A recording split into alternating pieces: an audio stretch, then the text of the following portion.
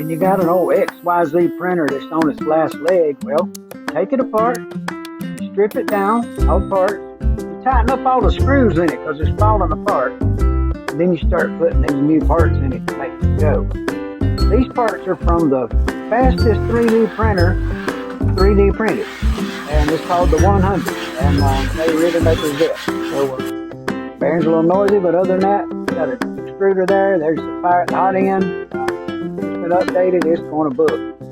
Got a new control board, got new motor, got new wiring, power supply. I get it all done, we're going to have a machine that will go. So my motor's in the front corner, and my adjuster's in the back corner, and if anybody sees a reason that won't work, please let me know, because I'm fixing to start doing that today.